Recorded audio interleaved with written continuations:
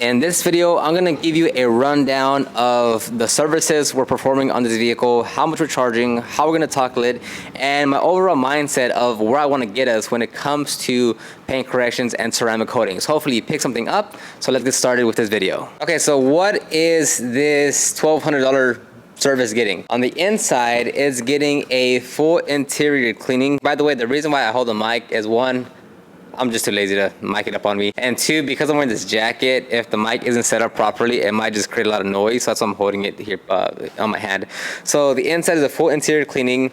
It doesn't need that much work. So I initially quoted $230 to $270 and actually dropped it down to $180 just because it's not much. It's not gonna take as much time. So I adjusted the price accordingly. On the exterior, it's getting a 2-step correction and a 3-year ceramic coating. The inside was $180. The correction is $700, and then the coating is $350 if I'm not mistaken. And then on our paint correction jobs, we actually include the engine cleaning. Engine cleaning, especially on newer vehicles, like literally 04 and up, are so easy to do now, right? So we always include, well, not always, but we're starting to include the engine cleaning at no additional cost. We just do it because it doesn't really take that much time to clean an engine bay when most of it is covered in plastic. Not at all. So that is an add-on that we have to the service. Now, the way we're gonna tackle it is we tackle most vehicles like this, whether it's just a basic interior cleaning and a wash or whatever. But we always tackle it from the inside to outside. So we're gonna start off with the full interior cleaning, knock that out. Now, for one, the reason why we do that is because if we're gonna do something on the exterior, it's better to knock out the interior first, just because if the exterior is clean,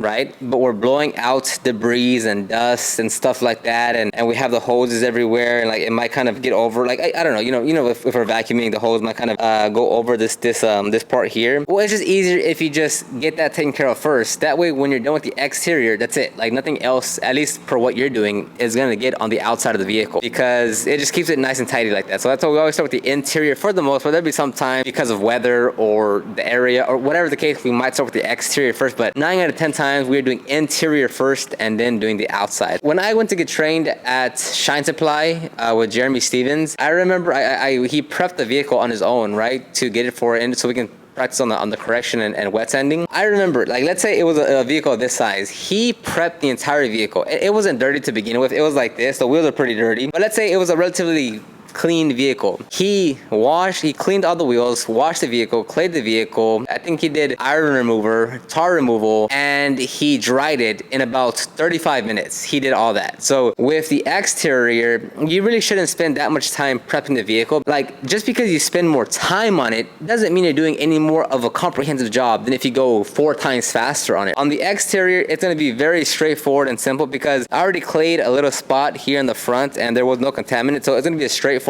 process. The prep phase should take no more than 30 minutes to get everything done, meaning like the engine cleaning, the wash, the wheels, the clay, the iron remover, just because it's not in bad shape. And again, like with correction, at least the way I see it, like you need to get through that prep. The prep needs to get knocked out first. The main part is getting to the actual correction part. Now, when I say get to it quick, when I say it shouldn't take that much time, I'm not saying be a hack and just cut corners. I'm not saying, oh yeah, don't do any right steps. That's not what I'm saying at all. I'm saying is do all the proper steps, do everything right, do what you're supposed to be doing. But of everything that we have to do, let's get the prep phase out the quickest, because that's not where we should spend most of our time. Yes, it's important. Yes, everything has to be done right, but we have to focus on the correction and coating part. That's what's going to take up a majority of the part, not the prep phase. So now that we're going to be done with the prep phase, it's the correction, which is the cutting and polishing. Now, given the vehicle, there's not much that we're gonna have to tape off, so even the taping part shouldn't take that long. We don't remove any emblems or anything like that just because it doesn't require that. But in the prep phase, we are going to make sure that we get all in the cracks and crevices. We're gonna clean out the emblems, and basically, like, we're gonna do everything that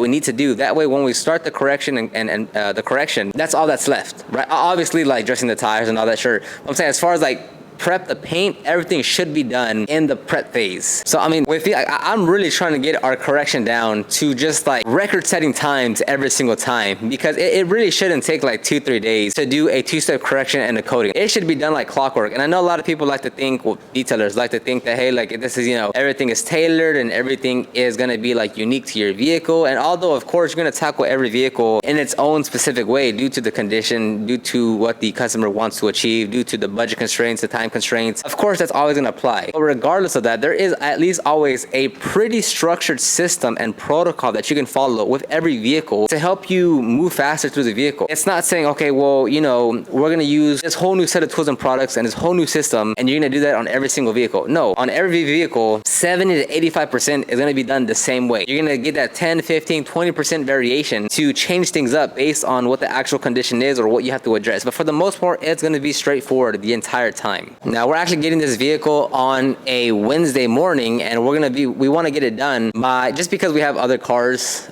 scheduled and such, so it's not like we can just work through it straight. But we have it Wednesday morning, it's 9 a.m., and we want to have it done by Friday afternoon. That way we can turn it in Saturday morning. Again, this isn't just a straight shot, because like today, it is currently 11 a.m., and the mobile crew is going to come back and we're going to start working on this one, but then they have to leave at 2 o'clock or 2:30 to get to the second customer on the field at 3 p.m. And same thing with Thursday, there's 2-3 other cars on the schedule. So it's not like we're just like gonna work this one. We're not gonna work this, you know, all the way through at one time. We're gonna kind of chop it up and fit it where we can, just because that's the current schedule that we're running. But I definitely want to have a very, very efficient system when it comes to paint correction. Like in my head, I'm like, we should be able to do two-step corrections and coatings per day. Like that's where I want to get. I'm not saying that's with 2 people. I'm not saying that's with 4 people. I'm not saying that's with 6 people. All I'm saying is I would like to get to the point where we can just knock out a two-step correction and coating twice a day. I'm not saying at least, I'm just saying like we get done and then we move it out the way to like the next bay, and then we pull in the other one while the other one gets finished up. That's what I don't mean literally mean like it's like, you know, the customer has to come pick it up. But that's like mentally, that's where I'd like to be, of like that's how efficient we are. That's the volume that we're at, and they would just, you know, we're just running it through the system. A well-polished oil machine that we know that everyone knows exactly what they're doing. Okay, so I'll end the video right here. I'll get some more content as we go along. Well, at least that's the goal. I could be completely lying and I get no content. I'll wrap it up right here. Let me know in the comment section down below how you would tackle this vehicle or what you would price for the services that I said. You can check the video description below for the ultimate guide to start your detailing business. It has around 10,000 words of just advice on how to start and grow your business. You can check my podcast, the Detailing Business Class podcast. I'm floating around like 1,100, 1,200 downloads per episode, and I want to get that to 2,000. So if you can help me and check it out, Spotify, iTunes, Amazon Music, it's all on there. And anything else that I have will be linked down below. All right, thank you very much, and I'll see you on the next one.